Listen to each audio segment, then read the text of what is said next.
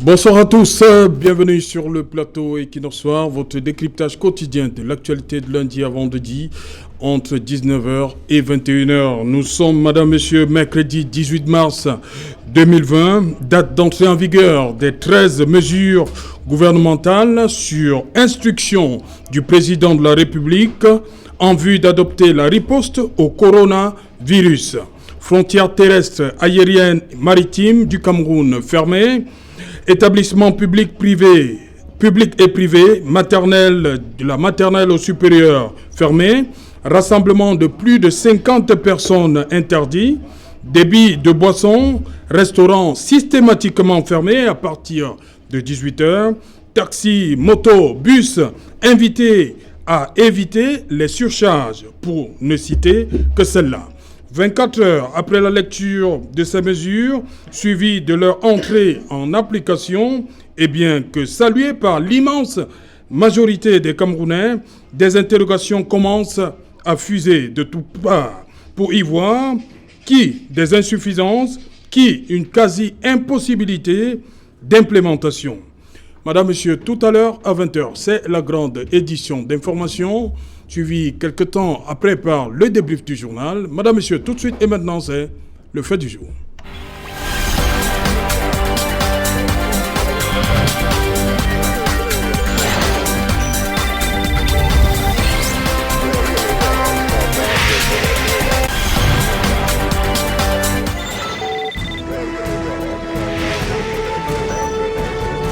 Coronavirus et Cameroun, question autour des 13 mesures gouvernementales.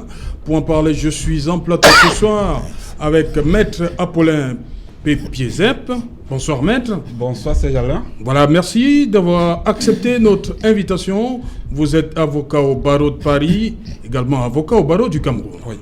Bienvenue sur le plateau Equinox Soir. Merci et bonsoir à tous les téléspectateurs. Voilà. Bonsoir Maître Commun. Bonsoir, Narcisse. Bonsoir Serge Alain et bonsoir à tous les téléspectateurs de la chaîne Equinox. Voilà, non, j'ai oublié. Vous allez d'abord prendre ceci, Maître Apollin, voilà. Merci Serge Alain. Voilà, oui, et vous également. Contre le coronavirus. Voilà.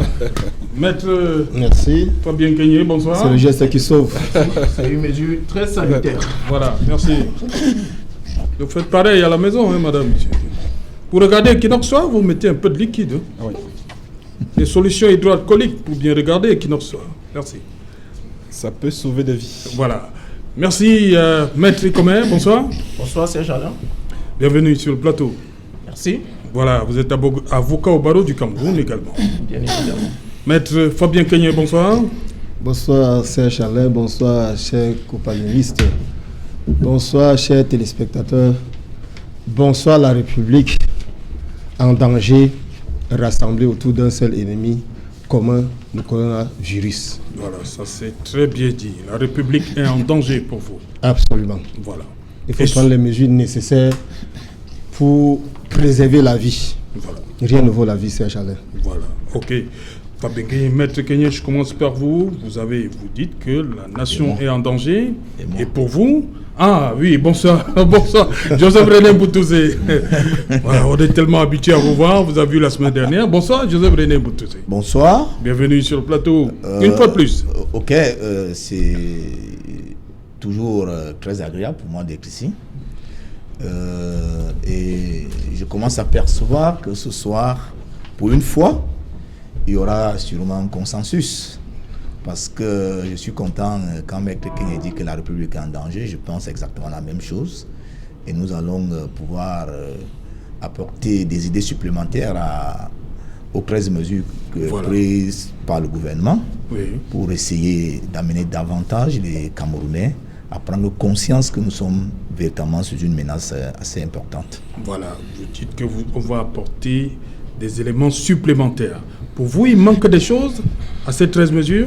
Joseph René Boutouzé. Le chef du gouvernement a pris des mesures qui doivent abondamment être expliquées, parce que ces mesures doivent participer par une prise de conscience d'abord, du citoyen.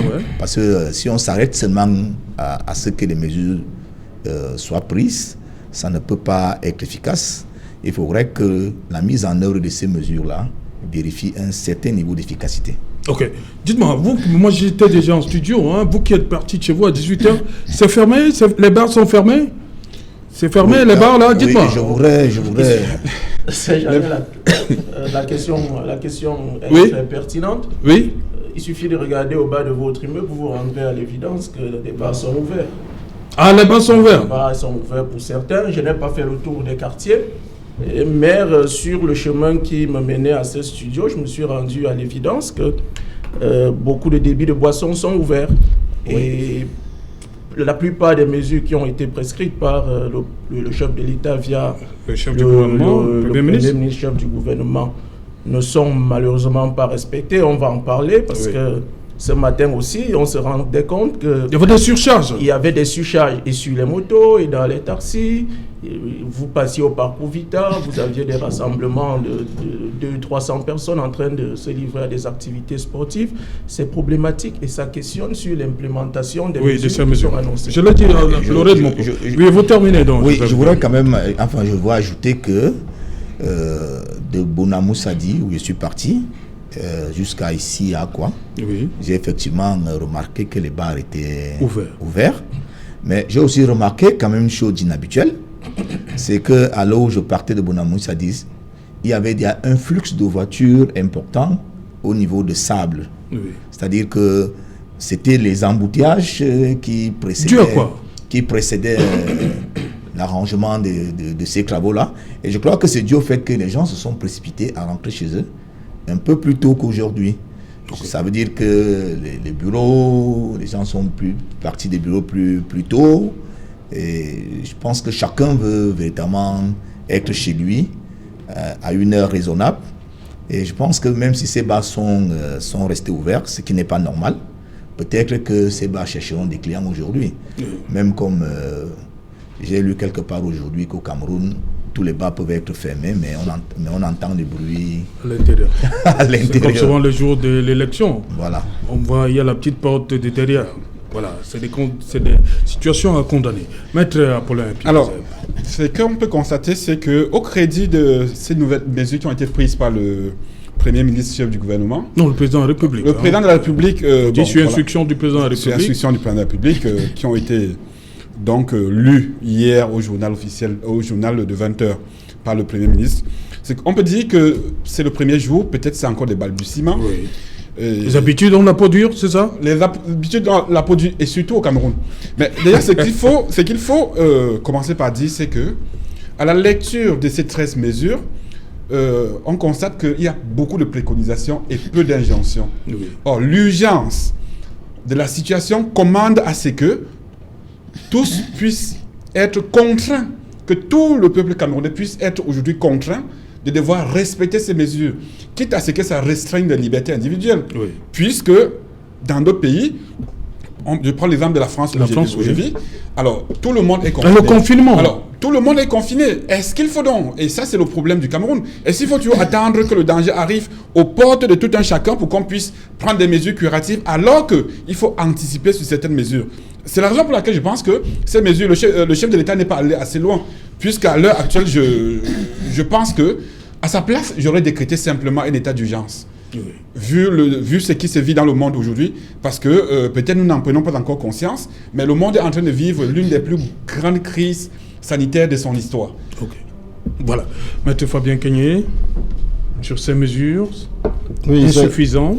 Serge Alain, j'ai dit que nous devons, pour une rare fois, au Cameroun, malgré notre clivage politique d'autochtones, d'allogènes, le cessez-le-feu là et autres, il ne s'agit pas d'une question de cessez-le-feu, il s'agit d'une question de vie et de suivi, parce que sur ce plan, je crois que nous sommes tous égaux. Oui. Et c'est ce que le coronavirus nous montre. Oui. Et face à là, je voudrais dire, à mon humble avis, que les mesures prises par ceux qui représentent l'État aujourd'hui ou par les gouvernants sont des mesures salutaires. Oui. Mais on ne devrait pas s'arrêter tout simplement à ce niveau. Parce que voyez-vous, quand je quittais mon domicile tôt ce matin, je me suis rendu compte de ce que les élèves étaient encore là en tenue. Oui, il y a beaucoup qui n'ont pas... L'information n'a pas circulé, je le constate. Comme l'a dit mon excellent confrère de Paris, je crois qu'il s'agit d'un début et que les choses vont se mettre en place. Toujours est-il que sans critiquer ces mesures, je souhaiterais, en ce qui me concerne, qu'il y ait des mesures d'accompagnement. Oui. Parce que voyez-vous, quand on parle de confinement, il faudrait bien que l'État veille à ce que cela soit effectif. Vous avez, au Cameroun, je crois que c'est un pays extrêmement pauvre. Nous avons d'autres concitoyens qui consomment aujourd'hui ce qu'ils ont travaillé hier. Ça dit qu'ils vont manger demain ce qu'ils devraient travailler après-demain. Oui. Et voyez-vous, avec le confinement, ils ne pourront plus s'en sortir. Cela a un impact économique extraordinairement certain. Tout est arrêté. Au niveau judiciaire, je crois que le garde des Sceaux a pris des mesures pour que toutes les audiences soient arrêtées pour pratiquement un mois. En France, c'est jusqu'au 30 avril. Pratiquement pour un mois, dans tous les secteurs d'activité. Je voudrais tout simplement exhorter tous nos concitoyens à peut-être refroidir la rage de guerre, puisque nous savons que nous sommes dans différents conflits, oui. pour se dire que le coronavirus est là, et que c'est aujourd'hui notre seul ennemi commun. Un ennemi commun autant pour moi. Et j'ai l'impression que certaines personnes ne devraient pas facilement comprendre les mesures qui ont été prises. Je voudrais par exemple, sur le plan culturel, voyez-vous, nous constatons que les gens ne se rendent pas compte de ce que leurs activités devraient être suspendues. Quand je parle d'activités, je ne voudrais pas évoquer les funérailles. Les funérailles, les deuils, tout ça. Les deuils qui se passent par exemple à l'ouest. Les gens ne savent pas que ces deuils et consorts font appel à un regroupement de pratiquement plus de 50 personnes. Qu'est-ce qu'on fait dans le monde? L'État a dit que les regroupements de plus de 50 personnes sont interdits. Il ne faudra pas que les gens soient pris à défaut pour dire que l'État est répressif. Sur ce plan, si l'État prend des dispositions, l'État devient répressif, il serait d'accord. Mais j'aurais déjà dit à nos concitoyens que pour l'instant, il faut éviter les regroupements, il faut éviter les voyages tel que cela a été dit. Ouais. Bon, il y a aussi, moi, je ne sais pas. J'ai l'impression que au-delà du danger que cela représente, cette affaire vient nous interpeller. Je ne sais pas, sur la de ces mesures, nous avons un plateau technique qui peut nous permettre de faire face. Parce que avant d'arriver ici, j'ai lui dit qu'il y avait déjà 5800 personnes contaminées en France. Si cela nous arrivait, qu'est-ce que nous allons faire? Il faut que l'État aille donc au-delà des mesures qui sont prises, que nous ne dormions pas sur nos lauriers pour préserver notre vie. Voilà, il y a cette situation, on nous a fait part de cette situation de nos compatriotes qui partaient de Paris, via Addis Abeba, qui devaient arriver à Yaoundé, mais ils sont arrivés au niveau d'Addis Abeba. Les autorités, au niveau de l'embarquement, leur fait comprendre que les frontières camerounaises sont fermées. Ils ne peuvent plus entrer au Cameroun. Et ils ont dit aux autorités éthiopiennes que non, elles ne sont pas fermées pour eux. Malheureusement, l'avion est parti sans les Camerounais. Ils sont restés à Addis Abeba. Comment comprendre ça? Puisque dans la première mesure, le Premier ministre a dit ceci, les Camerounais désireux de retourner dans leur pays devront prendre la tâche de nos différentes représentations diplomatiques. Comment comprendre cette situation? Je pense que sur ce plan-là, je ne sais pas si ça va vous poser la question. Non, Maître comment? Oui, Serge Alain, en fait... Ils sont partis avant que les frontières ne soient fermées. Comment on gère ça? Mais il se trouve... Et en fait, la question que vous posez renvoie à l'implémentation des mesures qui ont été prises et au suivi des mesures. Oui. Parce que j'ai également des amis qui étaient par exemple en déplacement pour des raisons professionnelles, qui sont aujourd'hui bloqués dans des hôtels et ne peuvent pas revenir au Cameroun. Oui. Et je puis vous assurer que les représentations diplomatiques en question répondent aux abonnés absents. Vous avez des Camerounais aujourd'hui à travers le monde qui dites-nous, il faut donner des noms. C'est quel pays exactement? Qui ne savent pas à quel sens se vouer. Le Premier ministre nous regarde. Celui qui est plus proche de nous, la France. Oui.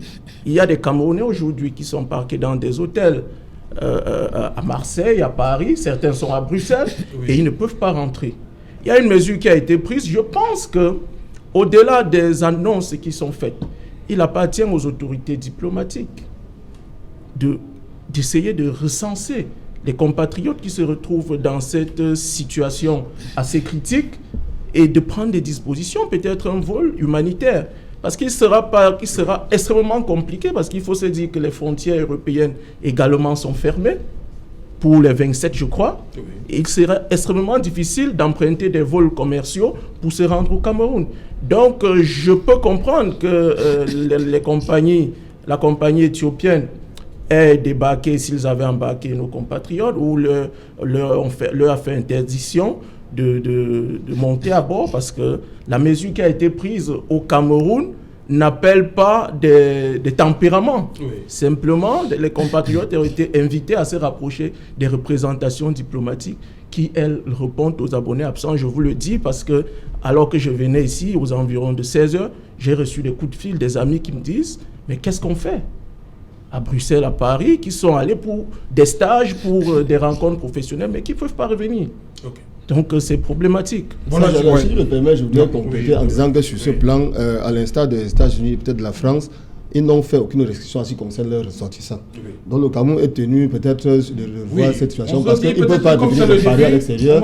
Ils doivent pouvoir prendre des mesures pour que tous nos concitoyens rentrent au pays et que nous gérions nos malheurs ensemble. Je crois que c'est ce que les autres États ont fait. Ils ont déjà tracé la voie à suivre. Pour ajouter un peu d'eau au moulin de mon confrère Maître Ekoumé, alors, ce qu'il faut comprendre, c'est que c'est une mesure qui a été prise de manière assez brutale et qui a été d'application très immédiate. Alors, il n'y a pas que les Camerounais, puisque moi-même, je dois rentrer en France. Mais à l'heure actuelle, je dois rentrer en France. Mais à l'heure actuelle, je suis bloqué. Et bloqué pour la simple raison, malgré le fait que le président Macron a demandé que les ressortissants ou les résidents français puissent se rapprocher, il y aura des mesures qui seront mises en place. Même au niveau de la France, il y a encore un peu de mal à implémenter toutes ces mesures. Donc, j'ose penser que c'est malheureux pour nos confrères et amis qui sont bloqués à Addis Abeba alors qu'ils devaient retourner au Cameroun. Mais je crois qu'au crédit du gouvernement camerounais, les choses vont se mettre en place puisque ce n'est dans l'intérêt de personne que nos frères, nos amis et autres puissent rester de l'autre côté. Joseph Benin Boutouzé, sur cette situation de nos compatriotes à Addis Abeba. Oui, avant de répondre à cette question, Serge, je voudrais faire un rappel historique pour que les gens qui nous suivent prennent la mesure de cette épidémie-là. Vous savez, après la Première Guerre mondiale, en fin 1918, début 2019, et ça jusqu'à la fin de 1923, il y a eu une épidémie de grippe dans le monde entier. Et cette épidémie de grippe, le chiffre que je vais vous donner va sûrement faire peur. Le monde a perdu 20 millions de personnes. 20 millions. Et là, nous sommes en 1918-1923. Là, le monde n'est pas encore assez ouvert. Le mode de communication et de déplacement n'est pas celui d'aujourd'hui. Oui. On n'a pas encore 7 milliards de personnes, comme c'est dans le monde aujourd'hui. Ça veut dire que si nous prenons ce référent historique et qu'il y a une autre épidémie de même type qui arrive dans le monde maintenant, nous devons véritablement nous inquiéter. Parce que si en 2020, il y a eu 20 millions de morts, et que nous ne prenons pas les précautions de façon globale, planétaire, en 1920. 1918, 1923, oui. Et que nous ne prenons pas des précautions sur le plan planétaire, chacun à son niveau, il peut arriver une situation très très malheureuse. Ça, je ne dis pas ça pour créer la psychose, oui. Mais pour que les gens prennent véritablement conscience que nous sommes dans une situation d'inconfort généralisé. Le président Macron a dit avant-hier que la France est en guerre. En guerre, oui. Voilà, vous comprenez ce que cela veut dire. Oui. Que la France est en guerre, les mots ont sens. Je pense que les Camerounais doivent être dans le même état d'esprit. Nous sommes en guerre contre cette maladie, contre ce virus. Et voilà pourquoi les autres apportent les contributions. Qui peut véritablement être très dangereux au Cameroun. Parce que, imaginons un seul instant, si au Cameroun, qui n'a pas le même niveau de développement que la Chine, que la France, que l'Italie, que nous ayons une infection généralisée dans le pays, c'est clair qu'on n'a pas un plateau technique assez relevé qui pourra prendre des milliers et des milliers de personnes en charge. Donc, nous devons privilégier pour l'instant et pour le moment des précautions qui ne permettent pas à ce que des Camerounais continuent à être contaminés. Et pour cela, il faut que des mesures soient respectées, les mesures que le président de la République a prises soient respectées, et que chacun d'entre nous, tout Camerounais, aille même au-delà de ces mesures s'il y a une possibilité s'il y a des choses qui ont été oubliées. Maintenant, pour les citoyens qui sont bloqués à Addis Abeba, vous savez... On dit qu'ils ont entamé leur voyage la veille. Mais ils arrivent à Addis Abeba le 18. On leur fait comprendre, les autorités éthiopiennes leur font comprendre que, donc voilà, vous ne pouvez pas entrer chez vous. Oui, parce que sûrement la compagnie éthiopienne on refuse de les embarquer. Qui les a embarqués ne voudrait pas venir avoir des problèmes au Cameroun. Imaginez qu'ils aient transporté tous ces gens jusqu'au Cameroun et que l'État... Mais est-ce que ça, c'est le problème de la compagnie? L'État refuse de... Non, l'État ne peut pas refuser d'accueillir. Oui, puisque ils seront confinés, puisque la frontière, comme on a fait hier. Puisque la frontière est fermée, ça veut dire qu'on n'accepte plus de flux de personnes qui sortent de la zone internationale de l'aéroport pour entrer au Cameroun. Ça veut dire qu'il y aura deux hypothèses. Soit on les laissera dans la zone internationale de l'aéroport, soit la compagnie aura la responsabilité de les prendre et de les ramener vers le point de départ. Vous savez ce qui est mauvais avec tous les actes de gouvernement, notamment ce que les juristes qualifient souvent des actes administratifs unilatéraux, c'est que c'est d'application immédiate. Dès qu'on dit c'est applicable à partir de demain, c'est applicable à partir de demain, on ne peut plus. Donc maintenant, en attendant, parce que tous ces actes, à la fin, on finit quand même par avouer qu'il peut y avoir des difficultés rencontrées dans l'application. On peut maintenant faire des aménagements. Et je pense que l'État du Cameroun est assez soucié de ses compatriotes qui sont à l'extérieur. Voilà. Et que forcément, les jours qui viennent, il y aura des mesures qui seront prises. La réflexion continue sûrement dans ce sens pour que tous les Camerounais qui désirent rentrer chez eux, comme Maître Kenya a dit, pour que nous gérons notre malheur ensemble, on pourra véritablement trouver des voies. Maître Paulin Piepezep, je vous interpelle là par rapport à cette situation. C'est le troisième point. Tous les établissements publics privés, c'est-à-dire maternels ou supérieurs, seront fermés. Confinement. Ce qu'on veut comprendre, vous allez vous appuyer sur le cas de la France. Oui, exactement. C'est-à-dire que les élèves, tout le monde, les étudiants, tout le monde à la maison, même les parents. Pourquoi au Cameroun, les élèves sont à la maison, les parents, ils sortent? Alors, c'est ce qui est difficile à comprendre. On confine seulement les enfants, les parents, ils peuvent sortir. On confine les enfants et les parents peuvent sortir. Mais au-delà de votre question, oui, que doivent faire les enfants à la maison? Puisque les enfants se retrouvent, ils ne peuvent pas, ils n'ont pas de devoirs à faire. En France, ils font quoi? Il y a un suivi, il y a des sites qui ont été ouverts par le ministre de l'Éducation nationale qui permettent aux enfants de continuer à suivre les cours. Or, au Cameroun, aujourd'hui, nous avons une mesure qui a été prise. Et elle est prise jusqu'à nouvel ordre. Donc, ça veut dire qu'on ne sait pas encore où se situe la fin de cette mesure. C'est simplement dire que, comme tout à l'heure, je disais qu'on applaudit cette mesure, mais on aurait pu aller au-delà. Mais il se pose également un problème. Comment on devait gérer? Est-ce qu'on devrait confiner aussi les parents? Les parents. Déjà, j'étais surpris en parcourant ces 13 mesures de voir que le Premier ministre, le Président de la République, n'a parlé que des gens du secteur, des fonctionnaires. On n'a pas parlé trop du secteur privé. Or, il n'en demeure pas moins que dans le secteur privé, on a également des sociétés qui emploient plus de 50 personnes. Alors, comment est-ce que ces gens vont pouvoir travailler ensemble? Est-ce qu'il n'y a pas un risque de contamination entre ces gens et que ça puisse avoir des implications, des contaminations encore au niveau de la société? Donc, tout ça pour dire simplement que la mesure a été prise de manière brutale. Il y a des aménagements importants à faire pour qu'on puisse continuer, pour que le pays puisse continuer à vivre. Parce qu'au-delà du cas des enfants dont l'éducation doit être suivie, puisque les écoles, rien n'empêche. Aujourd'hui, il y a des moyens de communication. Même par WhatsApp, on peut envoyer des devoirs à faire par les enfants. Ou on peut trouver des moyens pour que les enfants ne puissent pas être abandonnés à eux-mêmes à la maison, d'une part. D'autre part, il y a aussi que, je pense que ça va être très compliqué, puisque cette mesure qui ne regarde pas simplement le Cameroun, il y aura des implications importantes sur le plan économique. Et ce que je me pose comme question, c'est de savoir comment le Cameroun va pouvoir faire face aux conséquences économiques de cette pandémie. Ça, c'est une question que je me pose et je me dis, peut-être c'est aussi le moment, peut-être c'est un bien pour un mal, peut-être c'est le moment de poser sur la table les vrais problèmes, parce que là, on a des produits qui sont importés, par exemple de Chine ou des pays européens, rien ne peut plus sortir. Est-ce qu'il y a des stocks stratégiques au Cameroun? je ne sais pas ou je ne pense pas. Donc, vous voyez, il y a plein de questions qui se posent aujourd'hui. Et alors, j'espère et je souhaite surtout qu'on va devoir taire les querelles partisanes pour pouvoir réfléchir à ce que les conséquences de ce problème ne puissent plus être jamais vécues au niveau du Cameroun. Maître Commun, sur cet aspect, les enfants qui sont confinés, on va le dire comme ça, et les parents qui sont obligés de sortir. Oui, Serge Alain. Contrairement à la France où on a confiné tout le monde.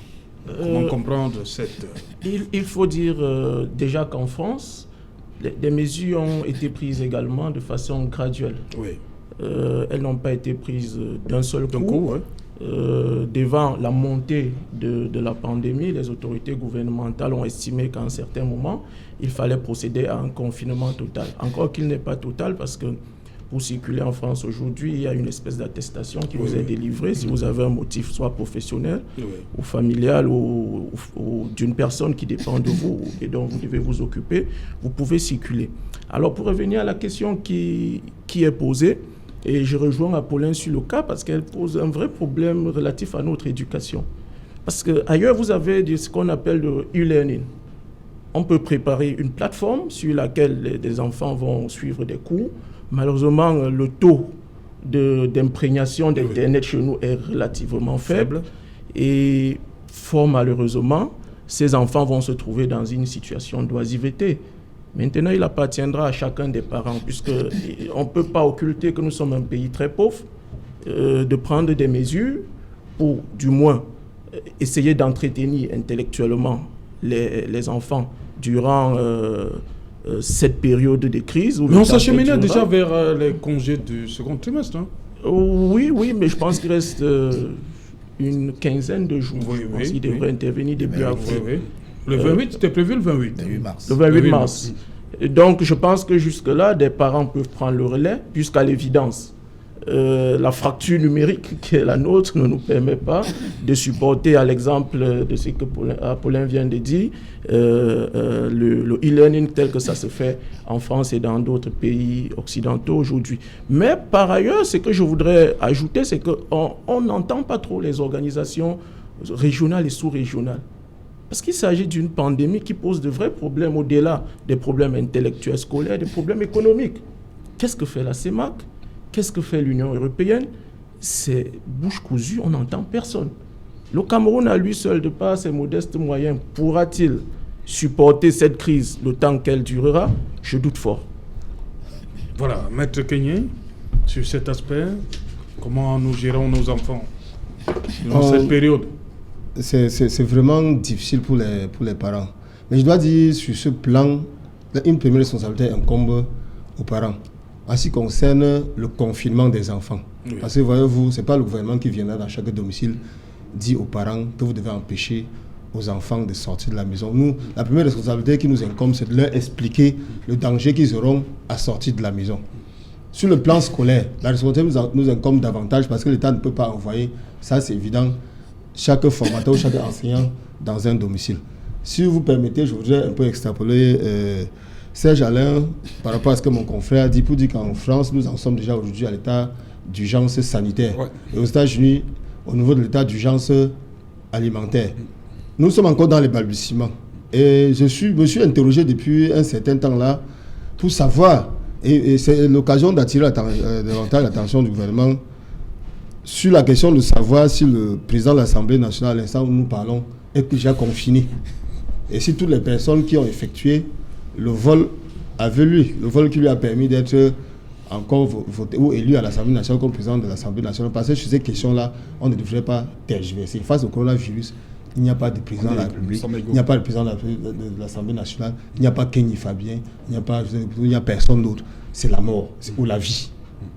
Donc nous devons nous concentrer sur les exercices, à savoir préserver la vie de tout Camerounais, quel qu'il soit. Voilà, il y a un autre aspect, lorsqu'on parcourt ces mesures-là, Joseph René Mboutouzé. Pourquoi dire que les débits de boissons, les restaurants et les lieux de loisirs doivent être systématiquement fermés à partir de 18h ? Le virus se balade à partir de 18h. Avant, il n'y a pas de virus. Bon, enfin... Moi, je veux comprendre pourquoi. Non, mais attendez. Attendez, Serge. Vous savez, en journée... Oui. Les débits sont vides habituellement. Bon, vraiment, les débits sont vides parce que les gens sont supposés vaguer à des occupations de nature professionnelle et économique. Oui. Donc, les gens ne peuvent pas s'accumuler dans des débits de boissons. Des gens peuvent... Donc, 18h, c'est le pic. Les gens peuvent arriver par intermittence. Voilà, à dose. Et quand ils viennent, il n'y a pas le virus, il n'y a pas... Non, on suppose que c'est encore contrôlable parce que on a remarqué, ne faisons pas semblant que dans les grandes villes du Cameroun, le soir, les snack bars sont c'est incroyable. Mais vous savez, vous pouvez vous balader un soir dans la ville de Douala, un vendredi soir par exemple, et tous les bars, c'est des milliers de bars, tous sont pleins. Hein. À se demander si toute la population ne sort pas la nuit. Donc je pense que c'était une mesure salutaire, mais j'ai causé hier avec un tenancier de snack bar qui disait que pour lui, l'État a seulement donné une opportunité aux policiers, aux gendarmes de pouvoir avoir leur matabiche. Ça veut dire que dans leur tête, dans la tête de ces tenanciers, ils ne veulent pas fermer. Ils se disent que lorsque les policiers viendront, on va simplement leur donner de l'argent pour que cela soit ouvert. Et je n'ose pas espérer que nos forces de défense puissent arriver à ce niveau. Je crois qu'ils doivent être les premiers à comprendre que le Cameroun est en guerre contre ce virus et le gouvernement de la République et l'ensemble des populations camerounaises comptent sur eux pour contraindre les gens à respecter ces mesures. Ces mesures, même si la coercition n'a pas été indiquée, mais elle doit se voir... Non, on dit, le Premier ministre dit, sous le contrôle des autorités administratives. Oui, je voudrais dire que mais jusque-là, les gens ne voient pas que c'est coercitif. Mais il faut que les gens comprennent qu'ils devraient s'attendre à une véritable restriction des libertés. Ça devrait être coercitif. Mais vous savez, nous avions accusé un retard numérique. Et peut-être l'occasion est donc venue pour que le gouvernement prenne conscience que toute la dynamique de l'entreprise privée prenne conscience des défis que représente véritablement le numérique aujourd'hui. Lorsque le président de la République en parle, à chaque fois, des gens n'ont pas pris la mesure. Vous savez, aujourd'hui, lorsque vous lisez ces mesures, le Premier ministre dit que les réunions de plus de 10 personnes ne doivent... Les réunions ne doivent même pas... On ne doit plus faire des réunions de plus de 10 personnes. Si 10 personnes doivent être obligées de travailler ensemble, il faut que cela se passe non en présentiel, mais de façon électronique. Est-ce que les entreprises camerounaises ont la capacité de pouvoir travailler? Si quelques organisations publiques comme la CNPS, ils ont anticipé avec les e-services qui sont véritablement effectifs aujourd'hui. Vous savez, à la CNPS aujourd'hui, on peut traiter votre dossier sans que vous soyez obligé de vous déplacer vous-même jusqu'au terme. Et je pense que les autres entreprises camerounaises, des autres établissements publics et même l'État central devraient vraiment mettre un accent là-dessus. Et l'occasion créant donc de l'argent, je crois que le Cameroun devrait véritablement penser à capacité. C'est son offre numérique. Et vous savez qu'on ne peut pas parler de toutes ces choses-là si l'offre énergétique même déjà n'est pas suffisamment abondante et distribuée à tous les Camerounais. Je pense que ce qui craignent encore avec les projets structurants, notamment pour que nous puissions avoir de l'électricité pour tous et partout, devrait davantage être interpellé aujourd'hui pour que ces problèmes soient définitivement résolus au Cameroun et que nous ayons véritablement un Cameroun nouveau où tout le monde pourra être chez lui étant épanoui. Ok. Alors, je voulais juste emboîter le pas, puisque là, vous expliquez plus la relation entre l'administration et les usagers. Alors, c'est que, je disais tout à l'heure, c'est un mal pour un bien, puisqu'il y a un phénomène qu'on appelle le télétravail, qui peut être implémenté à tous les niveaux. Un téléphone, un ordinateur, Internet, on peut être connecté à son bureau et travailler. Et je pense que ce sont des mesures qui peut-être n'étaient pas très coutumiers dans notre pays, mais qu'il va devoir mettre en place, qui permettrait également de pouvoir faire face à des difficultés comme celle-là. Et je voulais aussi rajouter en disant que, vous voyez, la difficulté, c'est quoi? C'est que là, on a du mal déjà à pouvoir contenir les débits de boissons, puisque, comme disait notre ami, les tenanciers savent déjà comment ils vont devoir jouer avec les officiers, avec les services de police et gendarmerie. Alors, je disais que, vous savez, en Italie, les choses sont allées très rapidement. Aujourd'hui, au Cameroun, nous sommes à 13 cas en une dizaine de jours.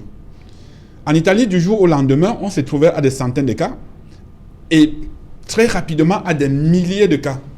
C'est dit simplement que, pour moi, il aurait été simple de décréter un état d'urgence. État d'urgence pour permettre et pour obliger tous les Camerounais, d'une part, à rester chez eux, quitte à ce qu'on fasse des aménagements pour pouvoir permettre, peut-être, compte tenu de certaines difficultés, que les gens puissent se rendre à leur travail, mais qu'il y ait une obligation à ce que les gens puissent rester chez eux, car ce virus va très rapidement. Donc, il faut qu'on prenne la mesure de la situation, et c'est pourquoi il faut qu'on attire l'attention de nos compatriotes pour dire que, vous savez, c'est pas la sorcellerie. Ailleurs, les gens sont en train de mourir, comme, je vais prendre de manière anecdotique, vous savez, quand on a un élevage de poulets, et que du jour au lendemain, vous voyez des poulets qui sont en train de tomber. Ouais. C'est ce qui se passe ailleurs, et il ne faudrait pas que ça arrive chez nous. Donc, il est urgent qu'on puisse prendre ces mesures vraiment à la lettre et de les appliquer de manière très stricte, car, comme le disait mon confrère Maître Kenyé, c'est une maladie qui ne connaît personne, hein, ça prend n'importe qui à n'importe quel moment. Voilà, sur le cas, oui, mettez comment sur le quatrième point. Oui, allez-y d'abord. Vous interrogez sur le quatrième point. Oui, je voudrais rappeler, en fait, je voudrais dire à Joseph René que je ne suis pas d'accord sur l'explication qu'il donne de l'ouverture des bars entre 6h et 18h. Parce que, voyez-vous, il n'y a pas un pic, et en cela, je rejoins Apollin, il n'y a pas un pic au-delà duquel il faut prendre des mesures drastiques. Ce virus se propage avec une rapidité étincelante. Vous ne pouvez pas, parce que le virus n'est pas une hibernation entre 6h et 18h, vous ne pouvez pas demander aux gens de laisser les bars ouverts, alors même que vous avez des collégiens qui ne vont pas à l'école, des universitaires qui, pour la plupart, se retrouvent dans les bars, il faut le dire. Mais comment? Vous voulez dire que comme ils ne vont pas à l'école, ils vont se retrouver dans les bars entre 6h et 18h? Inévitablement, c'est une réalité. C'est possible, non? C'est une réalité. Voilà. Nous avons été étudiants, nous savons comment ça se passe. Oui, en grand nombre, ils vont s'y retrouver. Et vous n'avez pas besoin, avec ce virus, d'une dizaine de personnes dans un espace clos, encore que les mesures sanitaires et d'hygiène ne sont pas assurées dans la plupart de ces espaces. Pour moi, il fallait prendre une mesure drastique, c'est-à-dire, pas la fermeture des bars peut-être, mais la vente à emporter. C'est-à-dire, vous arrivez, vous prenez votre bouteille, vous allez la consommer chez vous. Qu'on interdise des regroupements, quelle que soit l'heure, quel que soit le lieu, à un certain moment. Mais malheureusement, on est toujours en train de surfer sur des considérations peut-être électoralistes, ou peut-être, comme a dit l'autre, la religion est l'opium du peuple, l'alcool chez nous est l'opium du peuple. Peut-être il faut laisser les gens boire un peu pour noyer leurs soucis, mais c'est extrêmement grave. Parce que comme Apollin prenait le cas tout à l'heure de l'Italie, en l'espace de 3 jours en Italie, vous aviez des centaines de morts. Parce que les Italiens, qui sont des hommes qui aiment la bonne vie, ont continué à vivre comme si de rien n'était. Et ils se sont fait contaminer comme des poulets. Je pense qu'il faut prendre des mesures drastiques. Et ça interpelle également l'invitation qui a été faite à nos amis les mototaxis, parce que c'est une invitation qui leur est faite. Oui. Et pour moi, c'est des expressions qui, en temps de crise, ne devraient pas exister. Permettez donc que je lise. Voilà. C'est le 9e point. Les conducteurs de bus, de taxis et de mototaxis sont invités à éviter des surcharges. sont invités à éviter. Oui. Vous dites que le Premier ministre... C'est une invitation. Si vous m'invitez, je suis libre de venir ou de ne pas venir.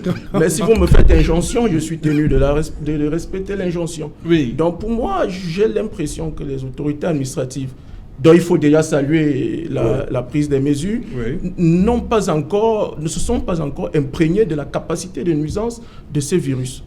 Donc pour moi, il faut mettre des gens au pas, il faut avoir un langage un peu plus impératif et prendre des mesures derrière. Et c'est le lieu pour l'administration territoriale de s'assurer du respect des mesures coercitives qui sont prises, au lieu d'être occupé à faire un peu comme ce qu'on a vu en France au sortir. Je voudrais dire ici qu'en rédaction administrative, le mot invité n'a pas vraiment le sens lexical. Oui. C'est une façon courtoise de dire aux gens vous êtes tenus. Moi, je pense que ce sont des courtoisies de... Vous savez, nous sommes des avocats, il y a plein d'avocats, donc, s'il vous plaît. Ce sont des courtoisies. Lorsque votre patron, même vous qui êtes avocat, vous avez des cabinets, lorsque vous dites à vos collaborateurs, je vous invite à respecter les mesures là, ça ne veut pas dire qu'il a le choix, vous ne lui donnez pas le choix. C'est seulement la courtoisie qui vous permet d'utiliser ce mot. Mais véritablement, cela devrait se comprendre comme des injonctions. Mais pourquoi dans d'autres cas on dit fermé? Là-bas on dit fermé. Mais ici, quand il s'agit de conducteurs de moto, on dit invité à éviter des surcharges. Joseph René Boutou. Serge Alain, au-delà du formalisme qui caractérise l'écriture administrative, moi je ne vois même pas comment est-ce que, par rapport au coronavirus, cette activité peut encore exister. D'autant plus que sur d'autres régions, on a préconisé une certaine distance. Oui, même la distanciation. Parce que naturellement, quand vous on doit arrêter les mototaxis. Bien entendu, ailleurs, je crois qu'on a presque une distance d'1 mètre. Oui. Pour de moto, peut-être, je ne sais pas, je ne suis pas un fabricant de moto, je ne crois pas qu'il existe une distance quand la moto est longue d'1 mètre. On évite la surcharge. Ça veut dire que si vous me transportez, je suis collé à vous, je suis proche de vous. Donc je vais au-delà de je voudrais rajouter, pour répondant à Joseph René, que je suis d'accord qu'en rédaction administrative, un langage usuel est utilisé, mais en rédaction administrative également, on tient compte de la cible qu'on veut atteindre. Et lorsque vous dites à un mototaxi que vous l'invitez à respecter, à éviter, vous le retrouverez le lendemain, comme ça se fait aujourd'hui, en train de prendre 2 personnes parce que votre invitation ne l'intéresse pas. Il la comprendra pas comme Apollin ou Serge peut la comprendre. Donc pour moi, il faut prendre des mesures drastiques. Il faut éviter, comme cela semble se faire, d'être un tout petit peu mou dans la réaction. Parce que moi, je me serais attendu, par contre, à ce que ce matin, on trouve une cohorte de policiers dans la rue. Mais vous n'avez vu personne. Or, c'est ce qui s'est fait en France.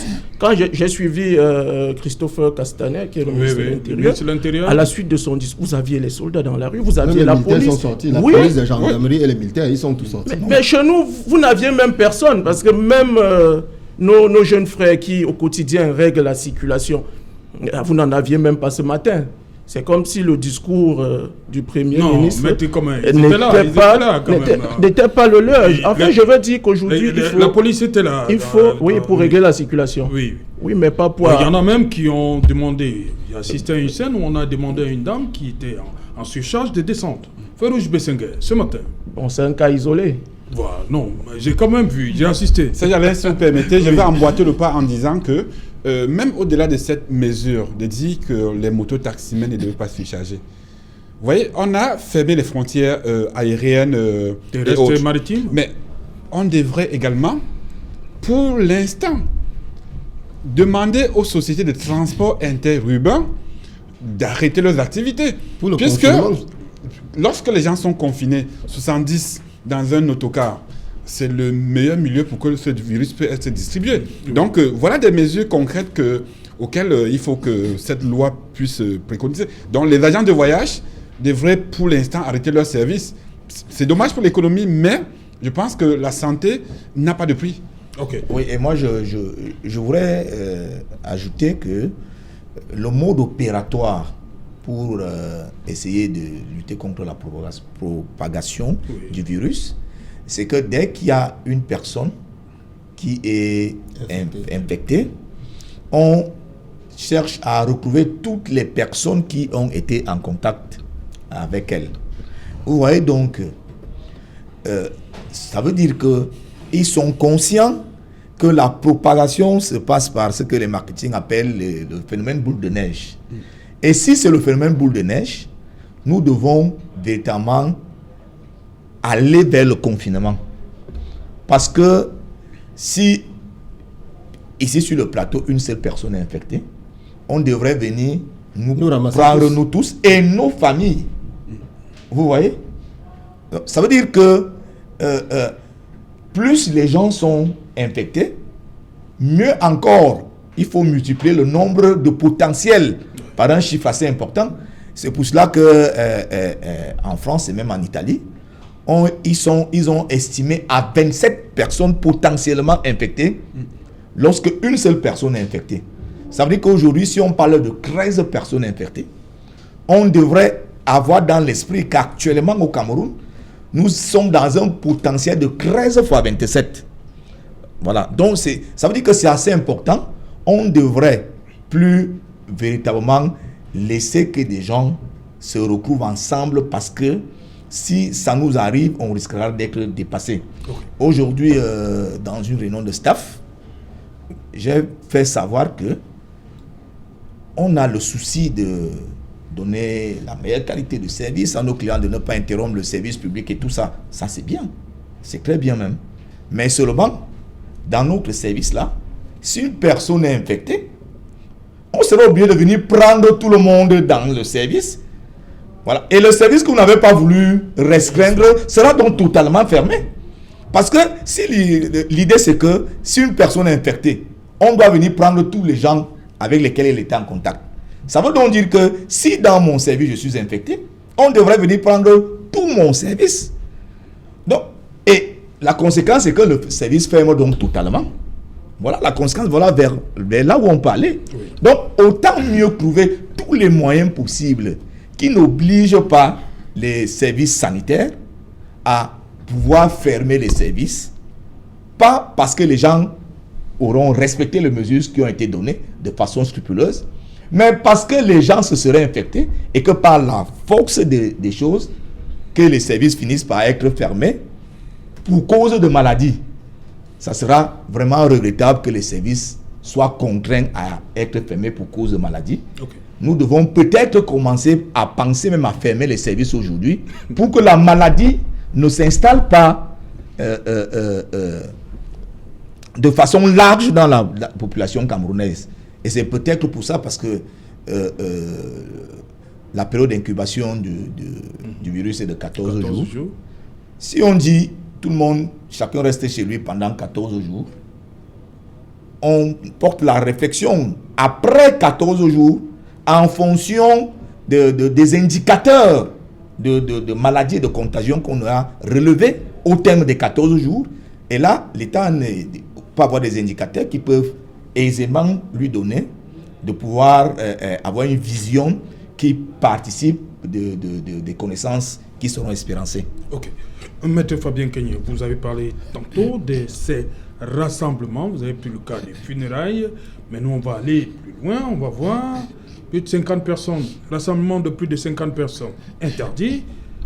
Qu'est-ce qu'on fait de nos marchés? Qu'est-ce qu'on fait la mosquée? Qu'est-ce qu'on fait la messe du dimanche? Bien entendu, Serge Alain. J'ai dit par mon confrère tout à l'heure que l'État n'avait pas, par exemple, pris des mesures en ce qui concerne les sociétés. La loi est claire, ou les mesures qui ont été prises sont claires. Pas plus de 50 personnes rassemblées. Donc cela, sur le plan religieux, il n'y a plus d'autres explications à donner. La mesure est générale et impersonnelle, que ce soit sur le plan religieux, sur le plan commercial ou à tout autre endroit. Et les marchés alors? Les marchés, bien entendu. Donc les marchés doivent être fermés. Si on se rend compte les marchés doivent être fermés. Doivent être fermés pour peu qu'il puisse y avoir un regroupement de 50 personnes. Quand nous parlons de mesures d'accompagnement, il est question pour l'État, parce que comme on l'a dit en France, la France a mis presque les militaires sont sortis. Oui. C'est pas qu'au Cameroun on rencontre les militaires tous les jours. Pour le cas présent, c'est une guerre qui est déclarée contre le coronavirus. Donc nous devons mettre toute l'artillerie de répression à laquelle nous faisons face habituellement pour rien dehors pour que ces mesures soient respectées. Donc, pour moi, en ce qui me concerne, je crois qu'il n'y a pas beaucoup d'ambiguïté en ce qui concerne le confinement de l'interdiction au-delà de 50 personnes. On a pu peut-être quelques exemples à titre illustratif, Oui. que ce soit des marchés, des mosquées ou des églises. Tout cela doit être. Il faut que la population sache, que les téléspectateurs sachent qu'on n'a plus besoin de rassemblement de plus de 50 personnes. Cela dit, par extrapolation ou par explication, on comprendrait qu'il s'agit de funérailles ou des messes ou des prières et tout, c'est désormais confiné. Il y a une Peut-être mesure là, programmer. il y a une mesure Peut-être là qui parle faudra-t-il des marchés. programmer. Oui. Tu peux nous lire la mesure là? Peut-être Le faudra. marché, oui. Oui. Un système, c'est la mesure 7, un système de régulation des flux des consommateurs sera instauré Voilà. dans les marchés et les centres commerciaux. Ça veut dire que sur ce plan, l'État devrait encore peut-être expliquer où Voilà, est sur le c'est ce terrain que je voulais dire. pour qu'on comprenne mieux. Il faut qu'on nous dise davantage comment cela sera va se passer. opérationnalisé. Oui, ok. Maître Pupizep, vous, tout est fermé, hein? Il y a des Oui, pays où oui, il n'y a oui. pas plus de 4 personnes dans un ouais. supermarché. Dans la régulation de ce flux en France, c'est très simple. Oui. On ne fait pas rentrer plus d'un certain nombre de personnes dans le supermarché. Et on voit les gens qui sont distants. Les gens sont distants. À 1 mètre, À je un l'ai mètre, vu. à un Ça mètre. s'observe. Oui. Donc, c'est dit simplement que, vous voyez, déjà en France, on a pris la mesure de la chose. Et je pense que ça va faire mal à tout le monde, puisqu'on n'a pas été habitué à ce genre de situation au Cameroun. Mais nous sommes obligés. L'urgence sanitaire aujourd'hui oblige à ce qu'on puisse. Et ceux arriver. qui ne vont pas s'approvisionner dans les grandes surfaces, au marché, comment on va gérer ça? Ben, c'est ça la difficulté. C'est pourquoi je disais que on n'est pas habitué à ce genre de fléau dans notre pays. Et ça fait qu'on n'a jamais été préparé pour ça. Et c'est la On question. va faire entrer moins de C'est la 50 question. personnes L'État a annoncé des On mesures. va faire qui entrer permettent moins de de- 50 raison pour personnes au laquelle- marché central, C'est c'est la ça? raison pour laquelle moi j'ai dit il aurait été plus simple de décréter simplement l'état d'urgence. Et ça éviterait tout ça, parce que comment est-ce qu'on va donc régler le flux au niveau du marché central? Comment est-ce qu'on va régler le flux Vous voulez que les populations s'approvisionnent en denrées alimentaires? Ben, qu'il faut trouver un moyen qui oblige les gens déjà, d'une part, à être chez eux, Oui. et d'autre part, à ce qu'il y ait un contrôle des gens qui doivent partir de chez eux. Là, ça permettrait qu'on puisse peut-être contenir ce virus. Je ne sais pas si ce serait suffisant, mais compte tenu des risques de gravité, je crois qu'on n'a pas d'autre choix que de faire ça. Oui, Serge, je voudrais ajouter pour dire que l'État a créé un établissement public qu'on appelle le MIRAP, qui semblait ne pas véritablement avoir de la matière pour démontrer toute leur importance. Je crois que les marchés devraient être fermés et que des institutions donc comme CEMIRAP, aujourd'hui... De manière périodique? Voilà, oui, même pas périodique, ils peuvent le faire dans les quartiers, c'est-à-dire maison après maison, qui nous montrent dans leur capacité à pouvoir, le miracle, qu'ils transportent des produits de première nécessité, qu'ils aillent dans les quartiers en s'arrêtant peut-être maison après maison, où on peut prendre un groupe de 5 maisons. On dit, il y a les produits là, vous venez, vous achetez, vous partez. Et puis, je vais chuter en disant... Vous dites c'est tous les jours ou bien vous faites le marché de la semaine? Le marché de la semaine. Ah, vous êtes sûr que l'énergie sera là tout le temps? Le marché de la semaine. Et vraiment, pour dire aussi que nous constatons depuis hier soir qu'il y a beaucoup de produits qui manquent au marché. Oui. Parce que du côté de Bonamoussa, j'ai été chez Maïma et même à Carrefour. Là-bas, oui, sans publicité naturellement, qui sont quand même des surfaces assez importantes. Là-bas, hier soir, j'ai constaté qu'il n'y avait plus de sardines. Il ne restait plus. Il n'y avait plus de? Il n'y avait plus de sardines du tout. Il ne restait plus que les sardines importées qui coûtent. Et il n'y avait même plus le riz que nous avions l'habitude d'acheter. Il y avait quelques riz là qui ne sont pas très connus du grand public. Et aujourd'hui, j'ai acheté un cache-nez dans une pharmacie. Il y a 2 jours encore, ça coûtait 500. Cette pharmacie l'a vendu aujourd'hui à 1000 francs. Donc il y a un risque d'inflation très élevé et généralisé qui risque d'arriver dans nos marchés. Madame, Monsieur, nous allons donc à la rencontre tout de suite de Cédric Noufélé, qui est déjà là pour les titres du 20h. Bonsoir Cédric, au menu ce soir. Bonsoir Serge Alain, bonsoir aux invités. Ce soir, nous parlerons de nouveaux cas de coronavirus enregistrés dans la région de l'Ouest. Selon le ministère de la Santé publique, on est déjà passé à 13 cas de coronavirus positif officiellement annoncé par le ministre de la Santé publique. Et dans un tel contexte, les mesures annoncées par le Premier ministre laissent déjà entrevoir la première limite. Nous parlerons ce soir de la mise en quarantaine de ces passagers en provenance de l'étranger. Les conditions de transfert et de logement sont loin d'être appréciées par ces passagers. Beaucoup de critiques. Et à la suite de ces dysfonctionnements et autres difficultés, le gouvernement a pris des réajustements à travers des décisions à la suite d'une concertation interministérielle présidée par le chef du gouvernement. Nous vous donnerons la teneur des dernières mesures gouvernementales réajustées à la suite des instructions données par le président de la République dans le journal de 20h. Et quelle est l'ambiance dans la ville de Douala au moment où le gouvernement appelle le ministre du Commerce à tout faire pour la stabilité des prix? La réalité est tout autre. Des populations se plaignent de la flambée des prix des produits de première consommation, des produits de grande consommation dans les espaces marchands. Nous évoquerons également la capacité des entreprises camerounaises à pouvoir mettre sur pied sur le marché des désinfectants afin de pallier le problème relatif au respect des règles d'hygiène en cette période de crise sanitaire mondiale et également une crise sanitaire au Cameroun. Nous évoquerons également les règles d'hygiène à respecter, toujours le rappeler pour les Camerounais, appeler à respecter également les mesures gouvernementales. C'est l'essentiel du journal de 20h consacré à la stratégie de riposte contre le coronavirus au Cameroun et les limites des mesures gouvernementales prises jusqu'ici. Voilà, c'était donc l'essentiel du journal de 20h. Cédric Noufelet sera là pour le développement de tous ces titres, madame, monsieur. Quant à nous, ce sera juste derrière pour le débrief du journal.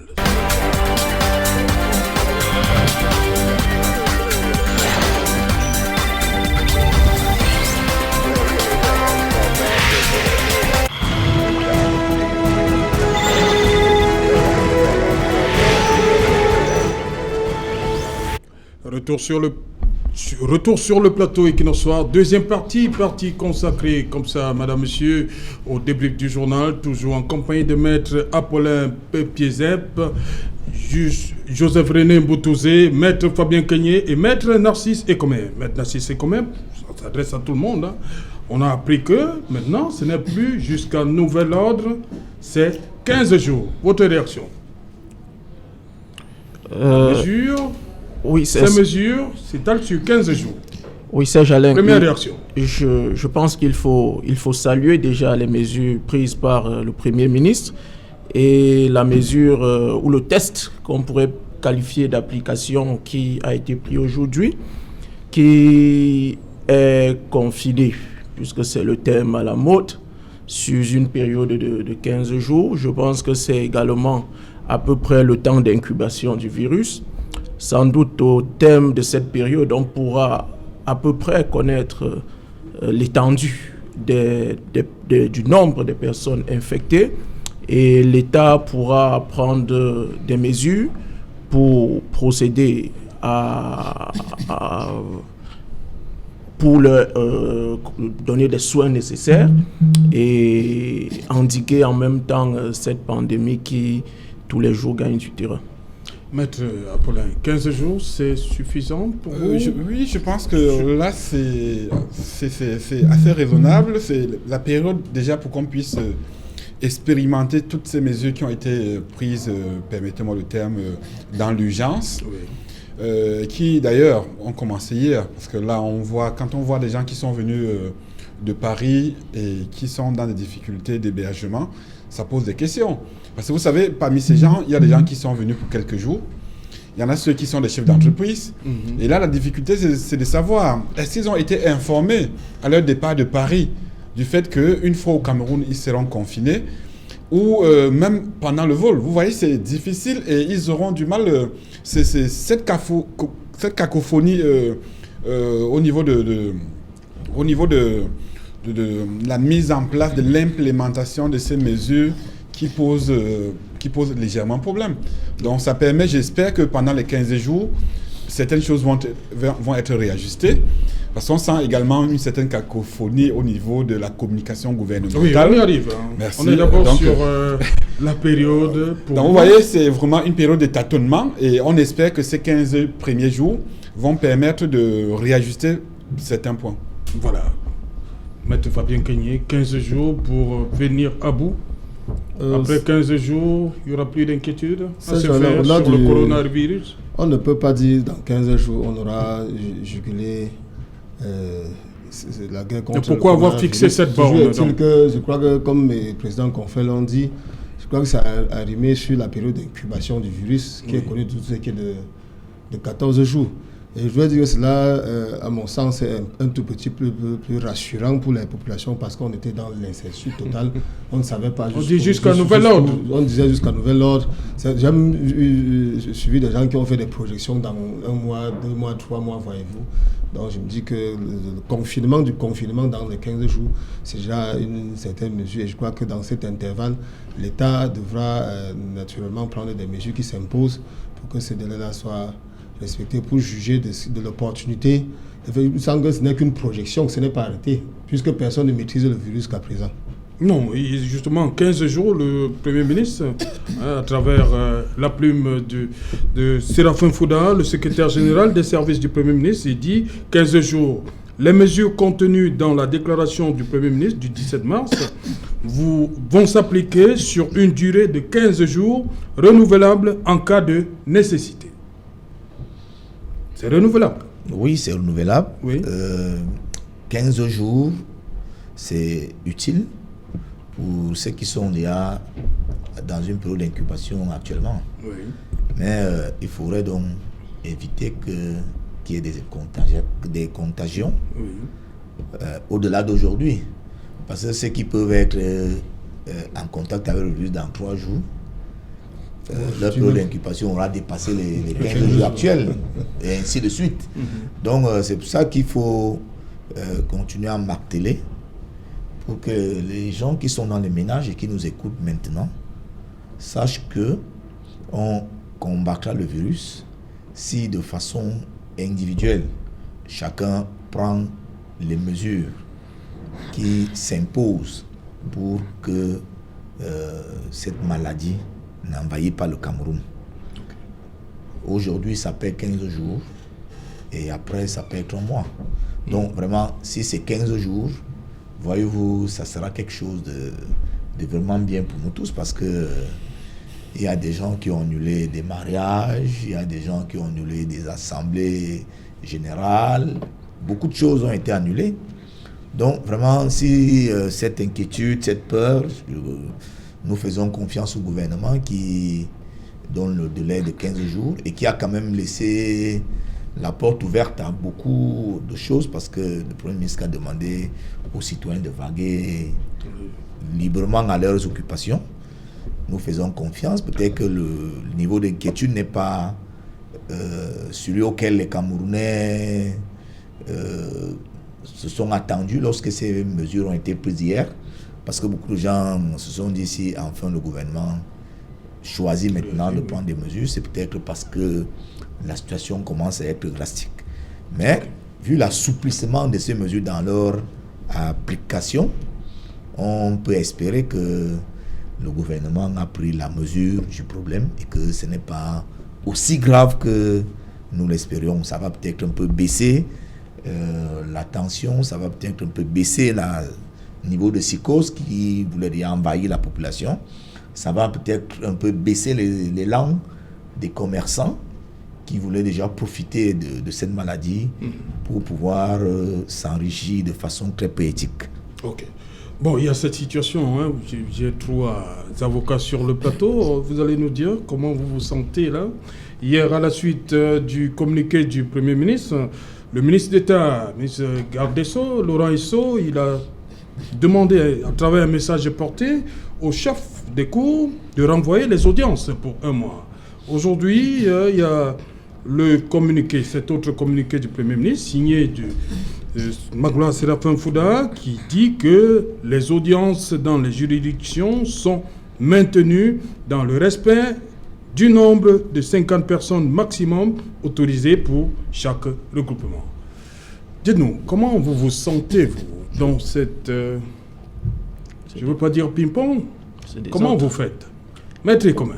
Oui, Serge Alain, je vais d'abord faire une rétrospection dans l'histoire récente. Oui. Vous vous rappelez qu'il y a quelques jours, le président de l'Assemblée nationale a bravé une interdiction du ministre de la Santé, oui, se mettant dans une position de rébellion presque.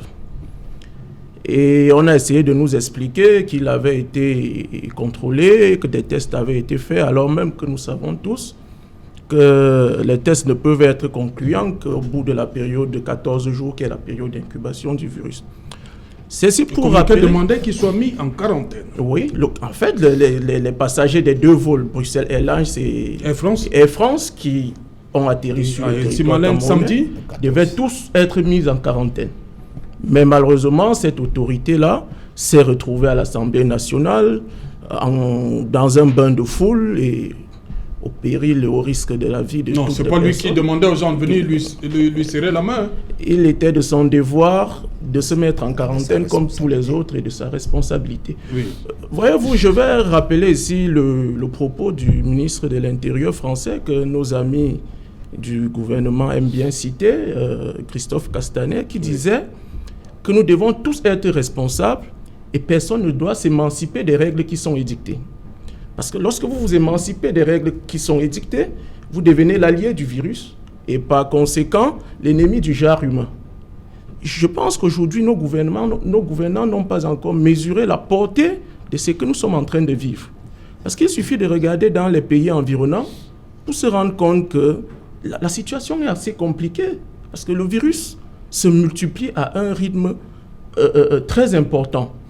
Alors, une mesure a été prise hier par le garde des Sceaux, qui, à mon sens, était salutaire. Oui. Aujourd'hui, suspension des audiences pour une durée d'un mois. Ministre d'État Laurent Esso. Laurent Esso.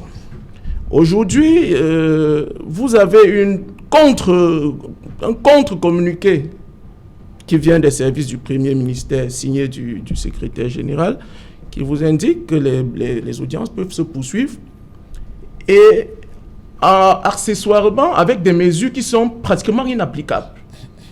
Parce qu'il vous dit un maximum de 50 personnes ne peuvent être autorisées à entrer dans une salle d'audience.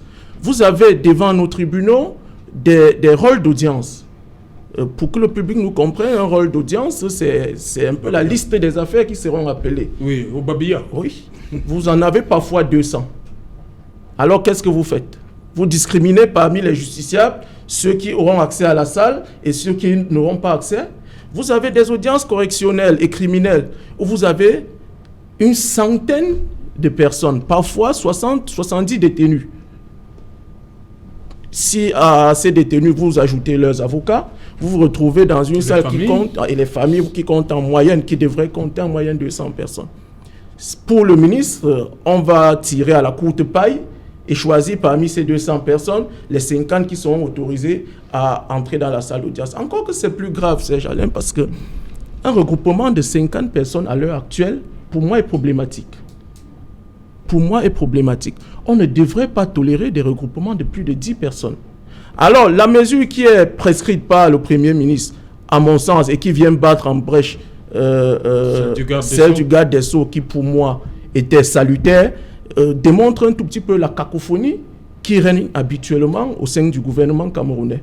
Et devant une crise comme celle-ci, je crois qu'il leur appartient d'accorder leur violon pour ne pas créer une espèce de psychose parmi la population. Parce que la mesure telle qu'elle est prescrite par le Premier ministre, elle est inapplicable, elle est inappropriée et elle est malvenue. Qu'est-ce que les justiciables vont faire demain? Ou qu'est-ce que les magistrats vont faire? Suivre le message porté du ministre, qui est leur autorité de tutelle pour les procureurs de la République, oui, et sans doute dans une moindre mesure les présidents de cour d'appel, ou suivre la recommandation du Premier ministre. Ça pose un vrai problème de management gouvernemental. Maître Kay. Serge Alain, je crois que nous sommes déjà habitués à ce genre d'incohésion et d'incohérence dans la communication et dans les prises de décisions du gouvernement camerounais. Je crois que ce n'est pas le moment qu'on doit encore nous offrir ce genre de spectacle malheureux. Parce que je crois que cela a été déjà dénoncé dans les événements de Garbou qui sont encore dans les mémoires, voyez-vous. Je ne voudrais pas m'étendre davantage sur ce que mon confrère Narcisse Adja dit qui est suffisamment exact. Lorsqu'on a parlé, par exemple, de l'interdiction de regroupement de plus de 50 personnes, nous avons par exemple nos prisons qui sont engorgées. Ces gens-là courent un danger extrême. Qui va amener le virus là? Ces gens courent un danger extrême parce que il me semble que c'est les personnes qui sont le plus, jusqu'à l'heure actuelle, concentrées dans les maisons d'arrêt. Donc je pense qu'on aurait gagné à ce que le garde des Sceaux et son ministre, son patron, en quelque sorte, accorde des violons pour pouvoir régler ce problème. Et malheureusement, je crois que nous ne sommes plus comme adversaires ici. Cela se constate sur ce plateau, mais il faut que le gouvernement prenne les dispositions. Vous avez constaté, j'ai même plus parlé d'État que de gouvernement. Parce que l'État, c'est vous, c'est moi, c'est tout le monde, c'est les panélistes, ce sont les téléspectateurs. Faudrait-il faire confiance à ce gouvernement? Moi, j'ai dit oui, mais il faut qu'il fasse très, très attention. Et vous aurez constaté que dans toutes ces prises de décision, on parle toujours dessus, haute instruction des chefs de l'État. Finalement, qui gouverne dans ces pays? Dans les autres pays, c'est Donald Trump qui est sorti, c'est le président français Macron qui est sorti. De part et d'autre, c'est les chefs d'État qui sortent, les commandants en chef, pour dire que là est grave. Ou c'était un autre chef de l'État? Non, le président a fait une sortie hier. Hein. Il parle toujours sur haute instruction. Non, le président a fait un tweet hier. Qu'est-ce que vous n'entendez pas? Combien de caméras sont allumées, tel que mon confrère disait tout à l'heure à l'internet?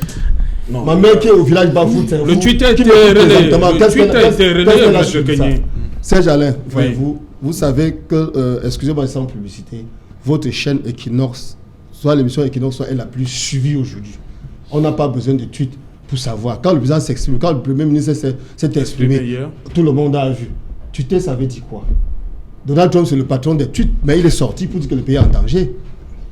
Macron est sorti. Le président Macron a déjà fait 3 sorties. Il a déjà fait plus d'une sortie. Voilà. Donc, on essaie de prendre les gens, on essaie quand même de penser un temps soit peu par rapport à cet ennemi qui n'est pas personne. De prendre ses responsabilités pour une seule fois, pour se mettre au service du peuple camerounais. Okay. C'est le minimum qu'on puisse demander pour l'instant à ceux qui nous gouvernent. Je sais que Joseph René Mboutou va vous répondre. C'est sans polémique. Oui, il va vous répondre. C'est sans polémique. Soyez sûr, hein, il va vous répondre. D'abord, Maître Apollin, sur cette situation, comment comprendre? Alors, je pense... Qu'est-ce que vous faites en tant qu'avocat? Je pense que c'est juste un petit couac gouvernemental qui vient pas discréditer tout ce qui a été fait hier et que tout le monde applaudit, oui, mais qui peut-être serait à mettre au Parce que le ministre d'État Laurent Esso dit suite au communiqué du Premier ministre. Ok? Alors, il s'appuie sur le communiqué du Premier ministre hier. Alors, communiqué à la nation. L'analyse que je fais de cette situation, c'est simplement que il y a eu une concertation qui pose problème. Ça veut dire que les gens ne se sont vraiment pas concertés, contrairement à ce qui nous a été dit. Et alors que le test du Premier ministre est assez clair, ça met un cap et il appartiendrait, et je pense que ce serait d'ailleurs ce qu'on peut demander aujourd'hui à notre gouvernement, que les grandes lignes ont été tracées, qu'il appartient à chaque ministre d'appliquer au sein de son ministère. Aujourd'hui, le garde des Sceaux, la chancellerie, c'est le fonctionnement des justices, mieux que le Premier ministère. Donc on laisse, au moins pour ce qui concerne l'organisation des audiences, du moins pendant cette période, qu'on laisse la main au garde des Sceaux, qu'il puisse régler les choses de manière assez harmonieuse, dans l'intérêt de la population et surtout pour mieux combattre cette pandémie, puisque comme mon confrère l'a bien expliqué, comme mes confrères l'ont bien expliqué, on est tous habitués aux prétoires. On sait comment les prétoires sont engorgés. On peut pas, il y a des audiences publiques, on ne peut pas empêcher les gens de venir aux audiences. Donc, il serait difficile aujourd'hui de dire que les audiences vont continuer.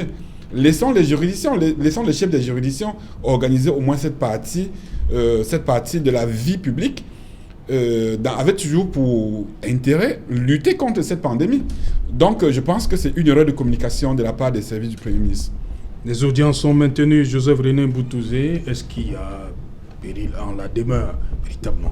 Est-ce qu'on ne pourrait pas attendre un mois, comme le suggère le ministre d'État, Laurent Isson? Ils ont parlé en tant qu'avocat, en tant que juriste. Oui. Moi, au niveau de la rédaction administrative? Moi, je vais parler en tant que manager public. Manager, oui. Diplômé de l'Institut supérieur de management public. DSMP. Voilà. Vous savez, le Premier ministre a un pouvoir plus étendu que celui du ministre de la Justice. Parce que en tant que chef du gouvernement, il a un pouvoir transversal. Il a des informations sur l'ensemble des domaines de l'État, ce que le ministre de la Justice n'a pas. Donc, c'est pour dire que, or, ce problème ne concerne pas seulement la justice, même la décision d'ouvrir ou non le parquet à des audiences ne concerne pas que le ministre de la Justice.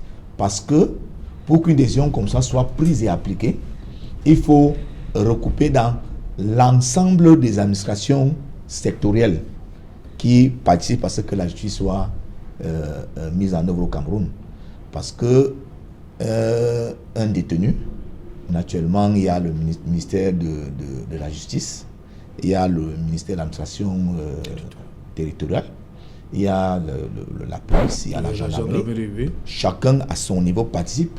Donc maintenant, lorsque le Premier ministre dit que les audiences peuvent continuer sont maintenues, mais il ne faudrait pas qu'il y ait plus de 50 personnes dans la salle. Il a des informations, peut-être des services de police, de gendarmerie, qui ont déjà prévu un plan de mise en œuvre de cette application pour que cela ne soit pas fait comme il a demandé. Ça veut dire que sûrement, il y aura des unités de police, de gendarmerie et tout, qui vont réguler l'audience de manière à ce que cette volonté du Premier ministre soit satisfaite et appliquée. Donc, le Premier ministre qui a donc une vue globale sur l'ensemble des services publics sectoriels qui participent à la mise en œuvre de cette application, a donc plus d'informations que le ministre de la Justice. Et à chaque fois qu'une autorité publique inférieure prend une décision, une autorité supérieure peut à tout moment revenir sur cette application parce que, ayant un système d'information d'aide à la décision plus large que l'autorité inférieure. Donc il faut observer cela, et c'est pour cela que dans l'administration, même lorsqu'on a pris une orientation dans son secteur et qu'on informe le supérieur hiérarchique, il est toujours écrit en bas, noté en bas, que malgré cela, nous restons en attente de nouvelles instructions. Okay. Donc maintenant, quand ça arrive dans l'opinion, quand ça arrive dans l'environnement, des gens peuvent peut-être croire que c'est de la cacophonie. Or, c'est un fonctionnement normal de l'administration. Je vous prends un cas simple. Le Premier ministre, Chief Dr Joseph John Gouté, était au sud-ouest et au nord-ouest. Vous vous rappelez? Oui. On peut parler de tout, sauf la sécession. Quelques jours après, le ministre Paul Atangandji, que je continue? Allez-y. Qu'est-ce qu'il a dit? Il a battu en brèche tout ce que le Premier ministre avait dit. La forme de l'État n'est pas négociable. Si, la forme de l'État, c'est... Bon, écoutez bien, vous savez... Vous connaissez cet épisode de notre gouvernement? Au moins, vous vous rappelez? J'ai entendu les gens le... Ah, vous avez entendu? Le relayer, j'ai entendu. J'ai entendu les gens le relayer, mais je voudrais... vous avez entendu seulement les gens le relayer? Je voudrais dire... Oui. Je voudrais dire que ce que je dis là, j'énonce des principes. Oui, ça c'est vrai. J'énonce des principes. Oui. Mais ça ne veut pas dire que ces principes sont toujours à chaque fois respectés. Okay. Donc moi, je suis resté au niveau des principes et mon discours devrait être considéré comme simplement un énoncement des principes. Bien sûr. Mais maintenant, vous avez compris. Il peut y avoir maintenant une différence entre ce que le principe veut et ce que certaines personnes peuvent faire dans le cadre du respect ou non. Et c'est pour cela que plusieurs fois, même le président de la République a souvent lui-même reconnu que parfois il manque, c'est comme s'il manquait parfois une forme de cohésion, solidarité, de cohésion solidarité, oui, c'est le mot que souvent utilisé. Mais pour le cas présent, j'expliquais seulement qu'une décision d'une autorité supérieure peut être à tout moment, sans en avoir besoin à rendre compte à l'autorité inférieure, prise parce que l'autorité supérieure a un système d'information, d'aide à la décision plus large et plus étendu que l'autorité inférieure, de par la transversalité des informations qu'il peut posséder. Dans le cas spécifique, le Premier ministre, qui est donc le chef de tout le gouvernement, a les informations de l'ensemble du gouvernement et peut mieux porter le sujet que le ministre de la Justice. Voilà, Maître Apollin Pipezep, entre autres recommandations, le Premier ministre demande au ministre de l'Administration territoriale d'organiser des concertations avec les représentants des partis politiques pour définir les conditions d'organisation des partiels dans le nord-ouest et le sud-ouest. Partiel, c'est prévu pour dimanche prochain. Je vais vous emmener un peu en France. Je pense que c'est le deuxième tour en France. Exactement. Le deuxième tour en France, aujourd'hui, on a simplement reporté. Reporté. Pourquoi du coronavirus? À cause du coronavirus. Et le Cameroun, on a le coronavirus et la guerre au auto. Qu'est-ce qu'on fait? Je pense que c'est plus simple que de reporter. Je ne vais pas revenir sur des problèmes politiques. Je ne vais pas donner le flanc à mon camarade de MRC qui ne va sans doute pas louper de dire que ces élections auraient pu simplement être annulées partout au Cameroun. Mais je veux dire que, alors, compte tenu de la situation actuelle, je pense qu'il y a un problème. On ne peut pas, quelles que soient les circonstances. Bon, on espère qu'à l'issue de ces concertations, on ira vers un consensus qu'il n'est pas temps qu'on puisse parler de politique. Il est temps qu'on puisse parler des questions de santé. La santé d'abord. Et je voulais aussi rebondir sur les explications de Joseph René, qui essaie d'expliquer l'inexplicable. Vous savez, parce que là, on n'est plus dans la théorie. On a des avocats, nous sommes habitués au prétoire. Le Premier ministre, il est Premier ministre il n'y a pas longtemps. On a un gars de Sceaux qui est là depuis des années et qui maîtrise dans le fonctionnement. Non, mais écoutez. On a un gars de Sceaux qui est là et qui maîtrise un peu le fonctionnement. Mais il y a quand même, il y a le Premier ministre et il y a le ministre. Alors, il faut savoir dire, que ce soit le Premier ministre, que ce soit n'importe qui, il faut savoir applaudir ce qui est bien et de dire aussi la vérité quand il y a des erreurs. Est-ce qu'il faut simplement, parce qu'il est Premier ministre, qu'il prenne, alors que le gars des Sceaux, pour nous, a pris une décision qui était intelligente, qu'il prenne une contre-décision. Bon, peut-être le gars des Sceaux va se plier à la décision du Premier ministre, mais toujours est-il que nous, étant donc habitués au prétoire, sachant comment les choses fonctionnent, on sait que c'est également un haut lieu où les gens peuvent être contaminés. On sait que, comme mon confrère prenait l'exemple des gens qui viennent de prison, imaginez-vous quelqu'un qui vient, des détenus qui viennent être jugés, qui sont condamnés dans la foulée et qui doivent retourner au centre de rétention, retrouver des gens qui y sont depuis des années et s'ils doivent contaminer ces gens. Vous voyez, les répercussions peuvent être énormes. Donc, aujourd'hui, l'heure est à prendre des décisions importantes. L'heure n'est pas à la cacophonie. L'heure n'est pas à celui qui est grand ou qui est petit, mais à une cohésion de l'ensemble des composantes de ce pays, que ce soit sur le plan politique ou sur le plan ministériel, pour trouver des solutions idoines à ce problème. Maître comment Serge Alain, je vous en prie. Je voudrais dire que l'esprit, si vous voyez l'ensemble du test d'application des mesures d'hier, l'esprit est pour que le service public continue, tout au moins de façon minimale. Or, arrêter totalement les audiences ne participe pas dans cette vision du Premier ministre qui est quand même de maintenir minimalement le service public. Parce que vous savez qu'il y a des gens qui attendent aussi les résultats de ces audiences. Il y a des gens qui sont en prison, qui aimeraient bien retrouver la liberté. Il y a des audiences commerciales et tout, qui parfois, lorsque les jugements n'arrivent pas assez importants, peuvent être désastreuses pour les justiciables. Donc, totalement fermé. Non, on a dit un mois. Un mois, c'est le ministre un mois, c'est énorme. Imagine que je suis en contentieux avec vous et que ce contentieux a fait en sorte qu'on ferme d'abord votre entreprise parce que vous et moi, nous sommes en contentieux. Pendant que vous attendez le jugement définitif pour voir si on devrait finir par vous réouvrir, on dit ça va attendre un mois. Et vous continuez à perdre votre service. Si vous êtes un commerce, vous continuez à perdre votre affaire pour un mois. C'est quand même assez important.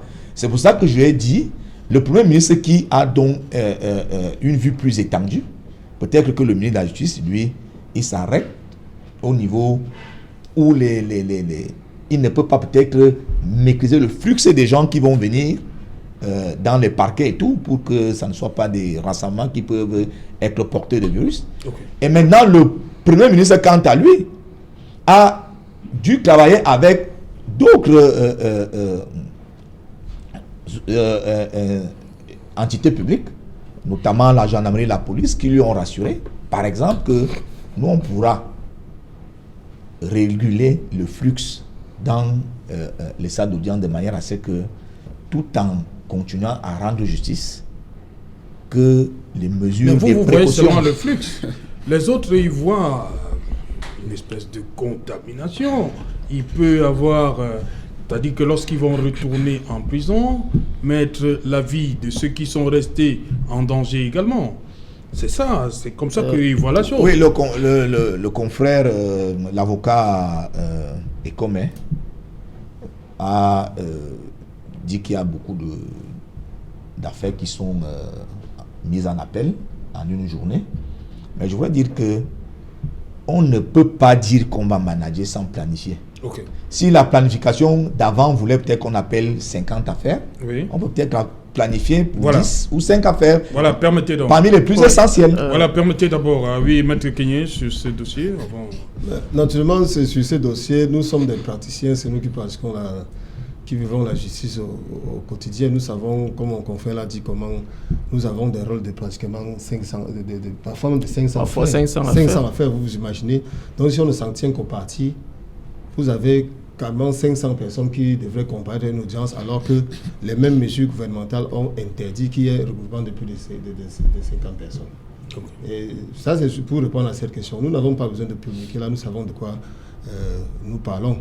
Et si vous me le permettez, je voudrais extrapoler en arriver aux élections qui devraient... Oui, justement, je voulais demander être organisées. Quelle devrait être l'attitude? Voilà, le ministre de l'administration territoriale doit rencontrer les représentants des partis politiques. C'est extrêmement regrettable. Et nous avons il y a le coronavirus et il y a la guerre aux Et paradoxalement, la preuve est faite de ce que c'est l'administration camerounaise qui gère les élections. Dans ce communiqué, vous n'avez pas entendu le nom du patron des élections qui se trouve être élégant. Et nous avons encore là une totale incohérence en ce que, alors qu'on ne devrait pas avoir de regroupement de plus de 50 personnes, on voudrait se concerter pour que les partis politiques puissent donner leur avis sur l'opportunité d'une élection où on attend pratiquement, suivant les chiffres de cette administration, des millions de personnes. C'est tellement d'une incohérence. C'est pour définir les conditions d'organisation des partiels. Quelles conditions qu'on ne connaît pas? Si l'État voudrait, si l'État parti RDPC en temps donné ou constituer un groupe parti... ça veut dire qu'il y aura élection. Définir les conditions d'organisation. Ça veut dire qu'on ne discute plus discute pas. Il y aura élection ou pas sur les conditions d'organisation. C'est qu'il ne faut pas se leurrer. L'État cherche absolument à avoir un groupe parlementaire ou attribuer un groupe parlementaire à certains partis, étant entendu que les élections, c'est sa chose. Je parle de l'État parti RDPC. Ça, c'est exact. Il faut cesser de se mentir. Voilà, mettez comment sur cette situation. Il y a le coronavirus. Serge Alain, avant d'arriver à la situation dans le Nozo, notamment s'agissant de la reprise des élections, je voudrais un tout petit peu revenir sur ce que Joseph René a dit. J'ai bien apprécié tout le rappel relativement à la technicité qui prévaut dans le management politique. Et j'en suis ému. Mais je suis également content de reconnaître qu'à la fin, vous avez reconnu qu'il y a une espèce de couac. Parce que, avant que le Premier ministre ne prenne une décision, dans une république qui se veut normale ou une république exemplaire en construction, comme on entend de plus en plus, la personne à consulter, s'agissant du secteur de la justice, c'est le ministre de la Justice. Vous n'allez pas consulter les autorités de gendarmerie et de police qui, dans leur office, sont également sous l'autorité du ministre de la Justice, notamment dans la partie judiciaire de leur travail. Donc, pour moi, rien ne peut expliquer ce dérapage. Est-ce qu'on a un indicateur qui nous fait savoir qu'il n'y a pas eu concertation? On n'a pas rencontré le ministre Laurent Isso avant qu'on ne revienne sur cette décision. De nouvelles informations qui donnent. Oui. Est-ce que le ministre Laurent Isso n'est pas informé? Il aurait été plus simple. Lorsque vous prenez le communiqué, s'agissant des élections, on invite le ministre de l'administration territoriale. Oui. On aurait également pu indiquer que le ministre de la Justice aura la charge de réguler dans son secteur ministériel la tenue des audiences. Et je continue à dire, pour nous qui pratiquons la justice au quotidien, il est impossible d'appliquer la mesure du Premier ministre.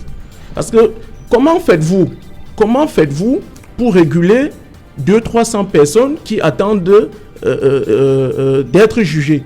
Vous n'avez pas chez nous des salles d'attente, encore que même dans les pays les plus développés, les salles d'attente, c'est pour prendre 10-15 personnes qui attendent de passer peut-être devant un juge d'instruction ou peut-être devant un juge matrimonial. Vous n'avez pas de salle d'attente susceptible de contenir ces personnes-là qui seront appelées au compte-gouttes jusqu'à ce qu'elles atteignent 50. Ce n'est pas possible. C'est pour ça que j'estime que la mesure prise par le garde des Sceaux aurait dû être maintenue, quitte à ce qu'il soit invité par le patron du gouvernement à la rectifier lui-même, et la population, alors le public, n'aurait pas assisté à toute cette cacophonie. Venant maintenant à la reprise des élections dans le Nozo. Oui, rapidement, on me fait des consignes. Je pense que l'appel à concertation avec les partis politiques est louable, mais seulement j'aurais attendu, néanmoins, qu'Elekam soit appelé, puisque c'est lui qui gère. Le gouvernement s'arrête pour sa responsabilité. Merci. Elekam peut maintenant. Merci. Nous sommes malheureusement arrivés au terme de cette édition, madame, monsieur. Merci, maître Commun, d'être venu. Merci, maître Kenyé. Merci, maître Pepiezep. Merci, Joseph René Mboutou.